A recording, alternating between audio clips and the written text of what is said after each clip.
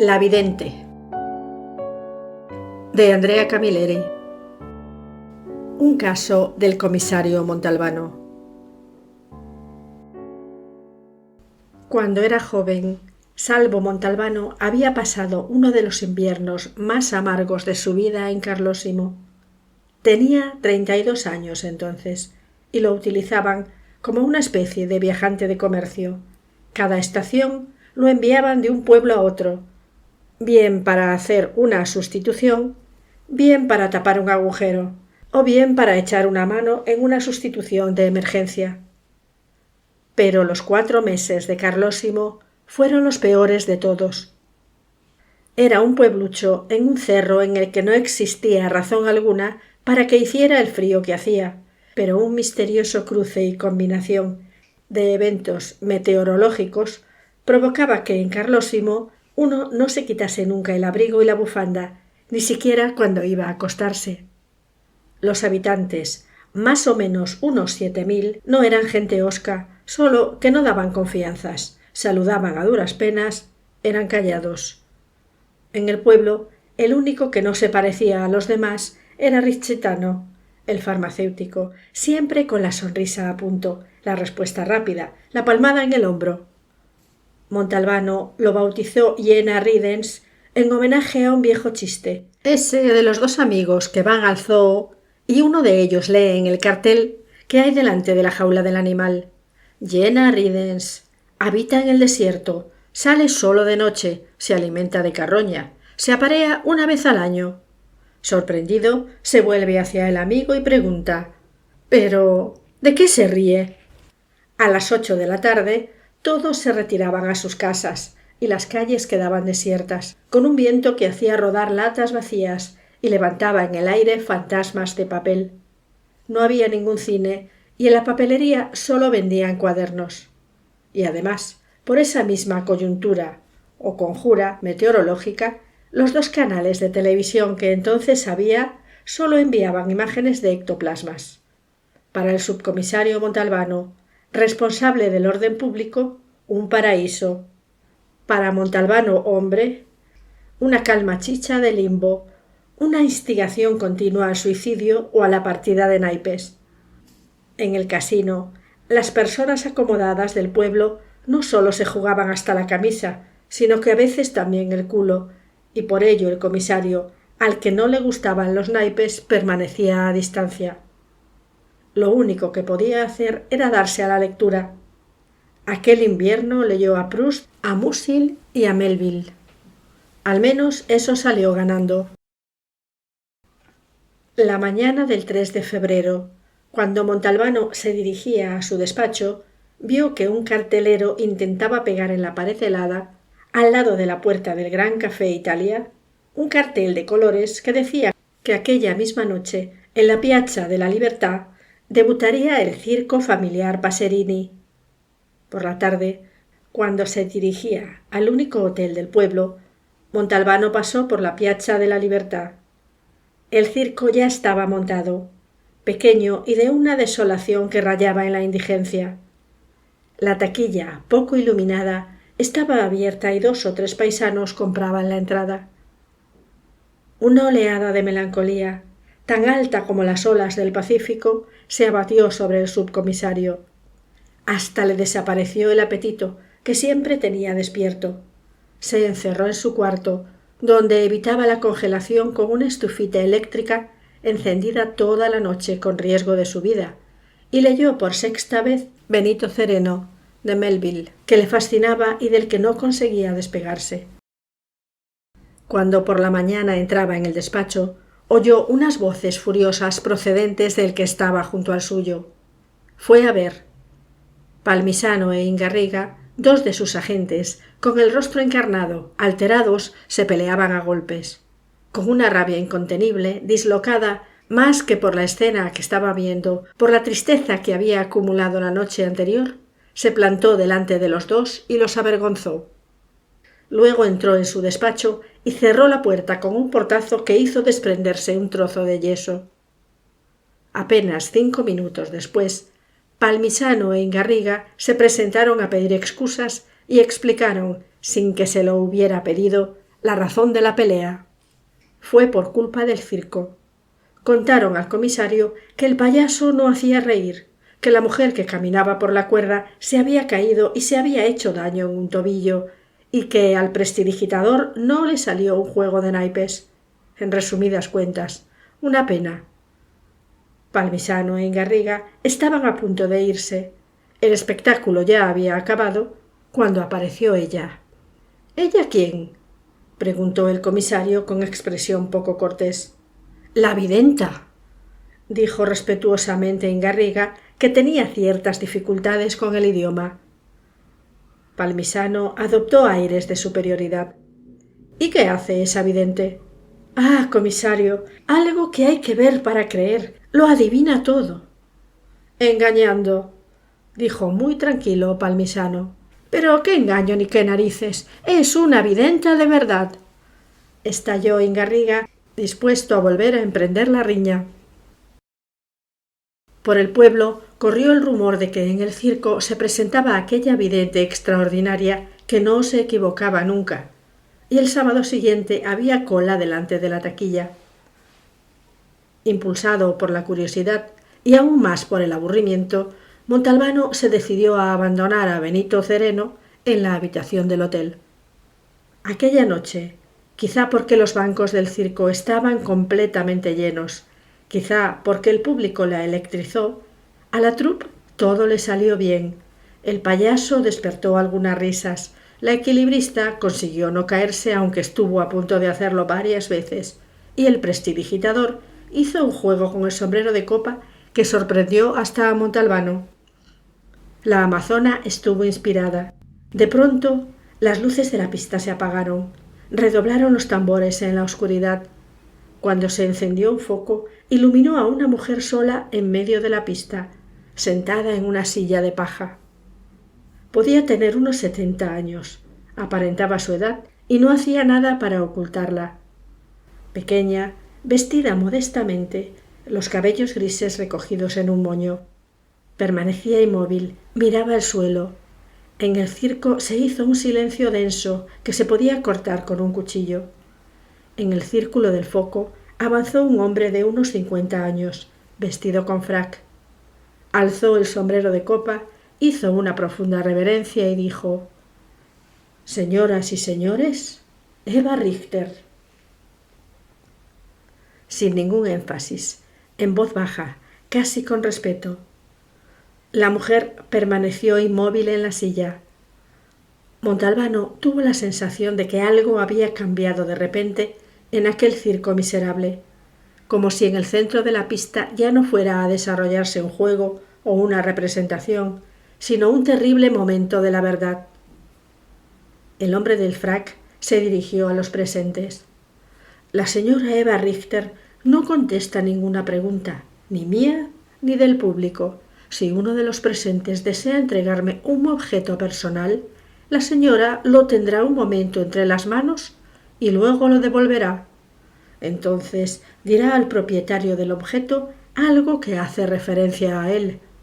Les advierto que la respuesta se dará en voz alta y, por lo tanto, quien no desee que sus asuntos personales sean aireados delante de todos, será mejor que no participe. Hizo una pausa y miró al público sumido en la oscuridad. Un objeto, por favor. Hubo risas de turbación, incitaciones, comentarios en voz baja. Luego, de uno de los bancos más altos y pasando de mano en mano, llegó una corbata hasta el hombre del frac. Estallaron risas que el hombre truncó con un gesto imperioso.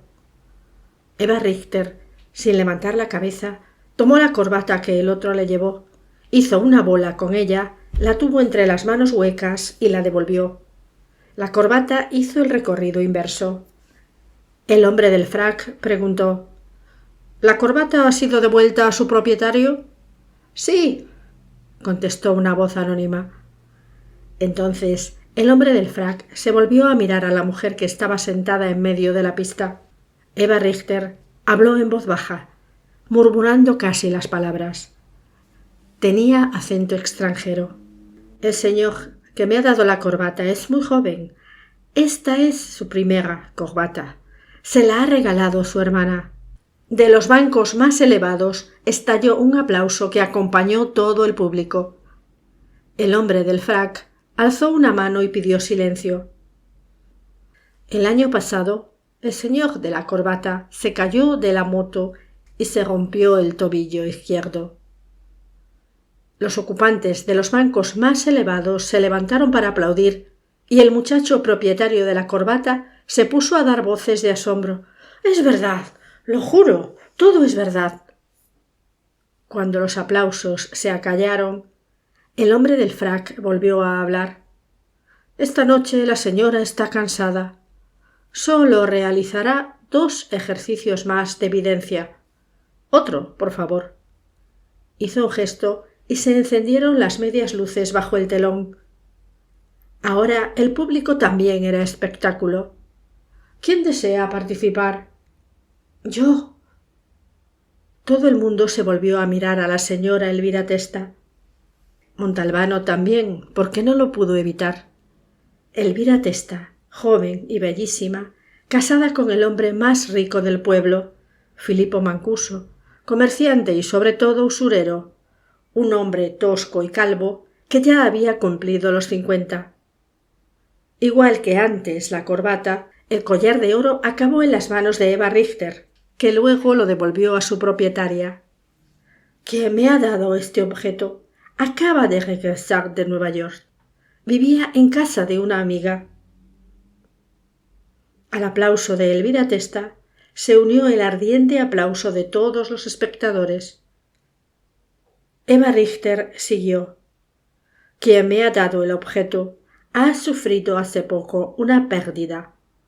Ha quedado profundamente dolorido». No hubo comentarios ni aplausos. Se hizo un silencio mortal. El hombre del frac parecía sorprendido y preocupado. Hasta Eva Richter alzó un instante la cabeza. «Se ha equivocado, se ha equivocado», gritaba de pie, lívido, Filipo Mancuso. A su lado, la bellísima Elvira Testa parecía una llama de fuego. Todos en el pueblo, incluido Montalbano, sabían que el queridísimo amante de Elvira Testa había perdido la vida 2 meses antes en un accidente de coche. El hombre del frac se dio cuenta inmediatamente de que había algo que no iba bien y animó a los espectadores. «Otro, pronto, otro. Yo. En la primera fila, Rizzitano, el farmacéutico, sentado entre el doctor Spalik, un triestino que desde hacía 40 años era el médico de Carlosimo y el alcalde de Rosa, agitó un pañuelo. Quizá para romper la atmósfera que se había creado poco antes, el hombre reía, hacía guiños, rebullía. El hombre del frac tomó el pañuelo y se lo dio a la vidente, que en vez de devolvérselo lo retuvo. El hombre del frac se quedó con la mano alargada y con una expresión de curiosidad en la cara. Ocurrió entonces lo que nadie esperaba. Eva Richter tiró el pañuelo al suelo dando un grito, como si aquel trozo de tela la hubiera quemado. Se levantó pálida como una muerta, dio unos pasos hacia atrás, hacia el telón a sus espaldas, la mano izquierda apretada en la boca abierta para impedir que le saliera otro grito. Cuando notó el telón, levantó el brazo derecho y señaló con el dedo índice al farmacéutico. «Asesino, tú eres el asesino», murmuró la frase con una voz más baja de lo habitual, pero todos la oyeron porque se había hecho un silencio que parecía que en el interior del circo nadie respirara. De repente se desencadenó un alboroto. Algunas mujeres empezaron a gritar como si el farmacéutico estuviera matando a alguien ante sus ojos. La señora Elvira Testa, que aquella noche había pasado las de Caín, tuvo un desmayo oportuno, y el marido comerciante, usurero y ahora cornudo público, se la llevó fuera amorosamente. El farmacéutico, a pesar del asombro, no conseguía que le desapareciera la sonrisa de los labios. «¿Se ha vuelto loca?», preguntaba a todo el mundo. El alcalde llamó a Montalbano mientras el público desalojaba. «Comisario, hay que hacer algo». «¿Qué?». preguntó el comisario con expresión plácida. Pues no lo sé. Esa mujer ha prendido la mecha. No debería permitirse. Ya veré lo que puedo hacer, dijo Montalbano.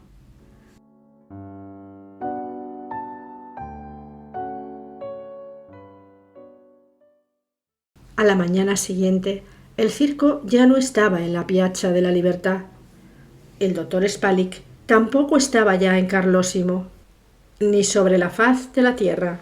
Hacia las 3, después de una noche insomne paseando por la casa, tal como declaró el señor Lauricella, que vivía en el piso de abajo, cogió una cuerda y se colgó de una viga del techo. Montalbano encontró en la mesa escritorio una nota escrita a lápiz. Era demasiado joven. No comprendía el daño que hacía. Perdonadme. Pero si la vidente ha dicho que el asesino era Rizzitano, el farmacéutico, ¿por qué se ha matado el doctor Spalik? Se preguntaban en el pueblo extrañados. Los domingos, la farmacia de Rizzitano permanecía abierta solo por la mañana. Montalbano entró hacia las 11, cuando había pocos clientes que pedían remedios, sobre todo contra el resfriado y la gripe. Rizzitano aprovechó un momento en que no había nadie y cerró la puerta con llave. Vi lo que hizo ayer noche, dijo Montalbano. El farmacéutico no sonreía. Una arruga le cruzaba la frente. ¿Y qué vio? Vi que metía la mano en el bolsillo izquierdo del abrigo del doctor Spalik y cogía el pañuelo que normalmente llevaba allí. Ese pañuelo no era suyo, sino del doctor, y usted quiso gastarle una broma. Ya, admitió Rizzitano con amargura. Eva Richter no le señalaba a usted, sino al doctor. Pero, al margen de la historia del pañuelo, todos quedaron convencidos de que se estaba dirigiendo a usted. Ya, repitió Rizzitano. Y observé algo más. Siguió diciendo Montalbano. ¿Qué? Que Eva Richter dijo: «Tú eres el asesino». ¿Me explico? No un asesino cualquiera. Es cierto. He venido a hacerle una pregunta. ¿Qué sabe usted del médico?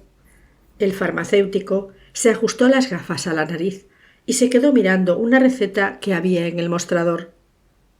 Desde fuera llamaron a la puerta, pero ni Rizzitano ni el comisario contestaron. Mire, se decidió finalmente el farmacéutico. Si el pobre médico todavía estuviera vivo, no le diría nada de lo que le voy a contar. No conseguiría sacármelo ni con unas tenazas.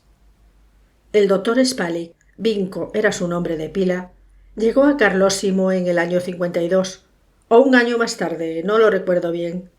Se había licenciado en Nápoles. Pero nació en Trieste y allí pasó su juventud. Nunca hablaba de sí mismo, nunca recibía correo. Parecía como si no hubiera dejado ni amigos ni parientes. Al principio despertó curiosidad entre los paisanos, luego se convirtió en uno de los nuestros. Era bueno y la gente iba a su consulta. Hizo una pausa, fue a la rebotica, se sirvió un vaso de agua y volvió. Vinco, continuó el farmacéutico, era abstemio. Una noche en que me pareció particularmente melancólico, le invité a cenar conmigo y lo convencí para que bebiera medio vaso de vino. Fue suficiente para emborracharlo, de tal manera que tuve que acompañarlo a casa. Durante el camino no hacía más que llorar, pero comprendí que aquel llanto no se debía solo al vino. Entré con él en su apartamento para acostarlo. No quise dejarlo solo.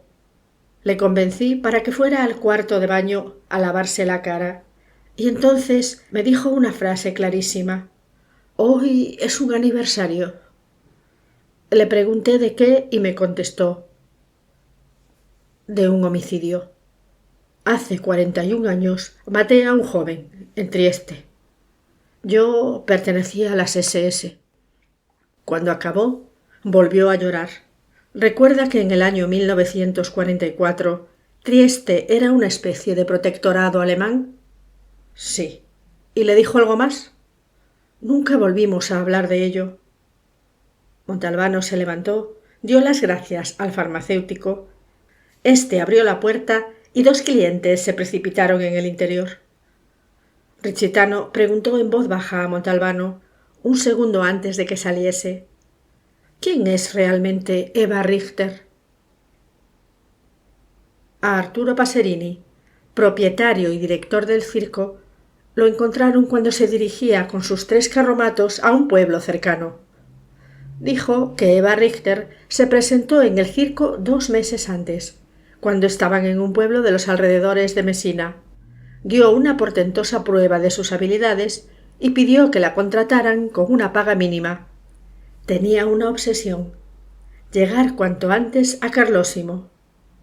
Aquella mañana, con las primeras luces del día, cuando se esparció la noticia de que el espectador de la noche anterior se había ahorcado, prefirió desmontar el toldo y marcharse. En el momento de subir a los carromatos, se dieron cuenta de que la Richter había desaparecido, abandonando la maleta. Montalbano la abrió. Dentro había un vestido, ropa interior y un periódico amarillento de noviembre de 1945. En un breve artículo se decía que el criminal nazi Vinko Spalik, culpable, entre otros, del asesinato a sangre fría del joven Gianni Richter, había conseguido huir una vez más. Envuelto en un trapo había también un gran revólver cargado. Eva Richter, que tardó más de 40 años en encontrar al asesino de su hermano, no tuvo necesidad de utilizarlo.